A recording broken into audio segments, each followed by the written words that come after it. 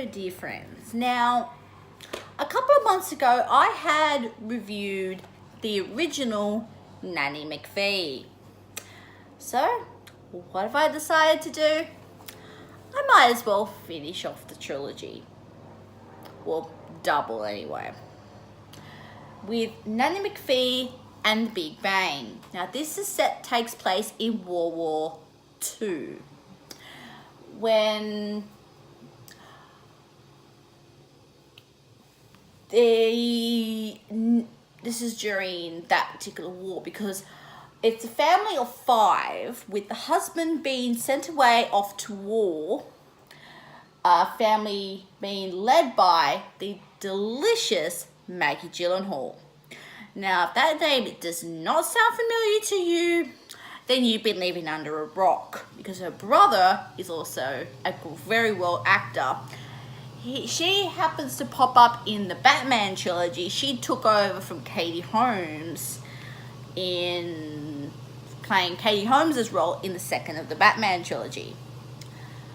And I've seen Maggie in a couple of other roles, but when it comes to children's work, I think this is definitely hers.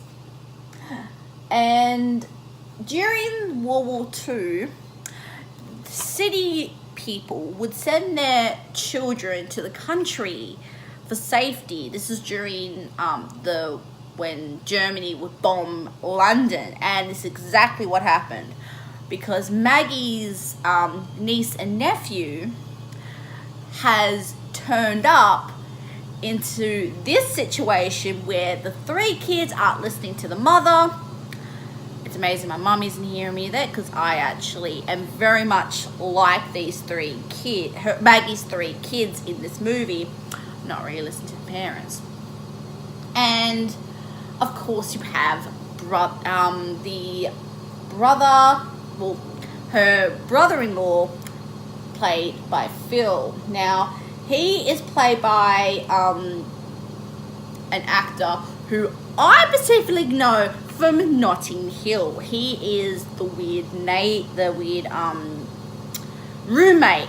If you know that movie, you know exactly the actor I'm referring to. And he has got his own sort of thing, because he has betted a lot of money and pretty much gives an IOU to a farm, which pretty much puts the plot into motion, because he wants Maggie to sell the farm. You know, Maggie doesn't want a bar of soap of it. So he tries to sabotage any effort that Maggie and her family trying to do to earn money towards a harvest that they're expecting to happen, and hilarity ensues. But of course, coming to the rescue is Emma Thompson in the form of Nanny McPhee. There's also another particular family that is loosely mentioned in this one. It's I completely forgot what her character's name is, but Maggie Smith and her husband is also in the picture. Now, Maggie Smith plays the role of she works with ironically with Maggie in the local shop. She's a bit cuckoo. Well, she, I would assume, is in her 80s or 90s. But I'm not going to tell you. There is another link to the original movie. You have to find that out yourself, folks. This is also written by Emma Thompson herself, who wrote the original movie. This really has a lot of the same charm, a lot of the same wit that the original one had in spades.